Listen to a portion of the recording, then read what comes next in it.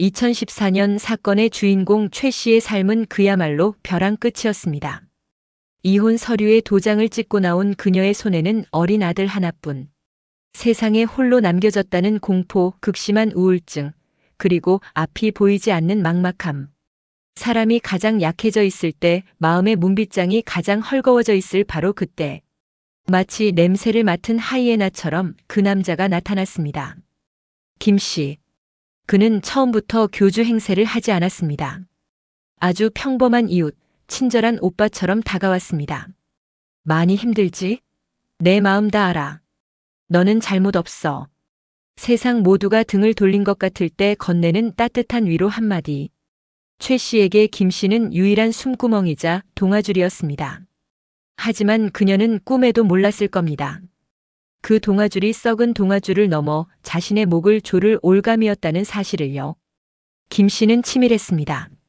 최 씨의 마음을 완전히 얻었다고 판단한 순간 그는 본색을 드러내기 시작합니다.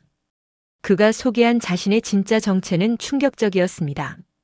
바로 진돗개를 모시는 영적 대리인. 이 진돗개는 보통 개가 아니야. 영물이다. 세상의 기륭화복을 다 볼 줄 아는 신이다. 여러분, 지금 들으시면서 말도 안 되라고 웃으셨죠? 하지만 이미 김 씨에게 심리적으로 완전히 종속된 최 씨의 귀에는 이 말이 구원처럼 들렸습니다. 김 씨의 수법은 전형적인 가스라이팅이었습니다. 내 아들이 왜 아픈 줄 알아? 내가 기가 약해서 그래. 내 인생이 왜 꼬인 줄 알아? 앞귀가 씌어서 그래. 하지만 걱정 마. 우리 영물 진돗개님이 널 지켜주실 거야. 단 조건이 있어. 내 말, 아니 영물님의 말을 법처럼 따라야 해. 공포와 희망을 동시에 주입하는 세뇌. 이성적인 판단이 마비된 최 씨는 결국 김 씨의 제안을 받아들입니다. 자신의 유일한 피부치인 3살 아들을 안고 김 씨와 진돗개가 사는 그 집. 지옥의 문턱을 제 발로 넘고 만 겁니다. 합숙이 시작되자마자 집안의 공기는 180도 달라졌습니다. 이곳은 가정이 아니라 철저한 계급 사회였습니다. 왕좌에는 진돗개가 앉아 있었고 그 밑에 교주 김 씨가 있었습니다. 그리고 인간인 최 씨와 3살 아들은 개보다 못한 하인으로 전락했습니다. 김 씨는 교묘하게 최 씨 모자를 세상과 단절시켰습니다. 휴대폰을 검열하고 가족과의 연락을 끊게 만들었습니다. 바깥 세상은 위험해. 여기만이 안전해. 영물님 곁에 있어야 너희가 살아. 최 씨는 아침에 눈을 뜨면 아들의 밥을 챙기는 게 아니라 진돗개에게 90도로 절을 하며 하루를 시작해야 했습니다. 개가 짖으면 죄인이 되어 무릎을 꿇었고 개가 밥을 남기면 정성이 부족하다며 자신을 자책했습니다. 문제는 이 광기 어린 집착의 화살이 가장 약한 존재인 3살 아들에게 향하기 시작했다는 겁니다. 아이가 우니까 영물님이 싫어하시잖아. 입 다물게 해. 김 씨의 고함 한 번에 엄마 최 씨는 아들을 달래는 대신 아들의 입을 틀어막기 시작했습니다. 그렇게 그 집은 사람 사는 집이 아닌 인간 사육장으로 변해가고 있었습니다. 그리고 운명의 그날, 진돗개가 유난히 날카롭게 지저대던 그날이 서서히 다가오고 있었습니다. 여러분 상상해 보십시오. 따뜻한 안방 아랫목은 윤기가 흐르는 하얀 진돗개가 차지하고 있습니다. 교주 김 씨는 개에게 최고급 사료와 간식을 바치며 마치 신생아를 다루듯 우리 영물님, 아이고 예쁘다를 연발합니다. 그 시각 3살 아들은 어디에 있었을까요? 차가운 거실 구석, 난방조차 제대로 되지 않는 바닥에 웅크리고 있었습니다. 제때 밥은 먹었냐고요? 천만에요. 개가 밥을 안 먹는데 감히 인간 따위가 먼저 밥을 먹어? 이것이 그 집의 법이었습니다. 아이는 개가 식사를 마칠 때까지 배를 움켜쥐고 기다려야 했습니다. 개보다 못한 대우 비유가 아닙니다. 말 그대로 개 밑에 사람이 사는 세상이었습니다. 더 충격적인 건 최 씨의 태도였습니다. 아들이 배고파 칭얼거리면 엄마는 아들의 입에 밥을 넣어주는 게 아니라 손가락을 갖다 댔습니다. 쉿! 조용히 해. 영물님 주무시잖아. 3살 아이가 배고픔보다 개의 잠투정을 먼저 걱정해야 하는 상황. 이때부터 아이는 본능적으로 깨달았을 겁니다. 이 집에서 살아남으려면 숨소리조차 내면 안 되는구나. 하지만 아무리 조심해도 짐승의 기분을 인간이 어떻게 다 맞추겠습니까? 진돗개가 짖는 순간 집안은 순식간에 구마의식을 빙자한 고문실로 돌변했습니다. 교주 김 씨의 논리는 기가 막혔습니다. 개가 짖는 건 이유가 있다. 저 노마들 몸에 붙은 악귀를 보고 짖는 거다. 악귀를 쫓아내려면 어떻게 해야 하느냐? 때려서 내쫓아야 한다. 그들이 선택한 무기는 주방에 있던 나무 주걱이었습니다. 밥을 퍼서 생명을 나누는 도구가 아이의 살점을 지시기는 흉기가 된 겁니다. 처음엔 엉덩이였을 겁니다. 하지만 횟수가 거듭될수록 머리, 팔, 허벅지 가리는 곳이 없었습니다. 생각해보세요. 성인 남자가 휘두르는 딱딱한 나무 주걱입니다. 연약한 3살 아이의 살결이 어떻게 버티겠습니까?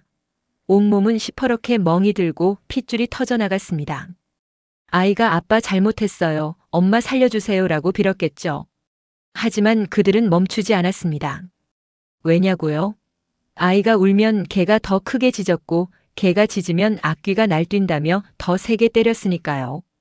끝이 없는 웨비우스의 띠 아니 무한한 폭력의 굴레였습니다. 자, 여기서 우리는 묻지 않을 수 없습니다. 엄마는요? 친엄마 최 씨는 도대체 뭘 하고 있었습니까? 가장 끔찍한 진실은 그녀가 방관자가 아니라 적극적인 가담자였다는 사실입니다. 교주 김 씨가 팔이 아파 쉬면 주걱을 이어받은 건 엄마 최 씨였습니다. 아들, 엄마가 때리는 거 아니야. 내 몸에 있는 나쁜 귀신 잡는 거야. 조금만 참아. 그녀는 아들을 때리면서 울었을지도 모릅니다. 하지만 그것은 아들이 불쌍해서가 아니었습니다. 왜 우리 아들은 악귀가 씌어서 나를 이렇게 힘들게 할까라는 비뚤어진 자기 연민이었습니다. 아이는 맞으면서도 엄마 바짓가랑이를 잡았을 겁니다. 세상에 기댈 곳이라곤 엄마뿐이니까요. 하지만 엄마는 그 고사리 같은 손을 뿌리쳤습니다. 저리 가. 너 때문에 영물님이 화내시잖아. 몸의 상처보다 더 아픈 것, 바로 마음의 살해. 아이는 그 순간 이미 영혼이 죽었을지도 모릅니다.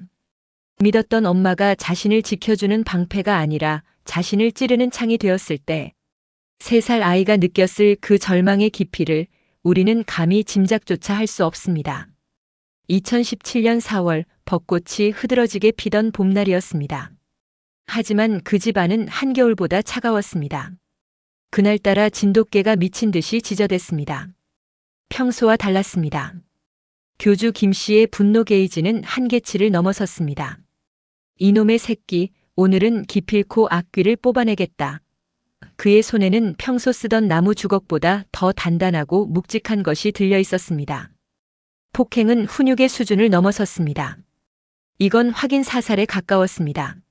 아이가 비명을 지르다 지쳐 목소리가 나오지 않을 때까지 온몸이 축 늘어져 인형처럼 흔들릴 때까지 매질은 멈추지 않았습니다. 옆에 있던 친엄마 최 씨 말렸을까요? 아니요. 그녀는 아이를 잡아주었습니다. 아이가 도망가지 못하게 김 씨가 더 때리기 좋게. 이게 상상이 되십니까? 엄마가 도마가 되고 교주가 칼이 되어 아이를 난도질한 겁니다.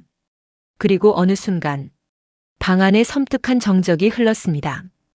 컹컹 짖던 개도 헐떡이던 교주도 그리고 아이의 가녀린 울음소리도 뚝 끊겼습니다.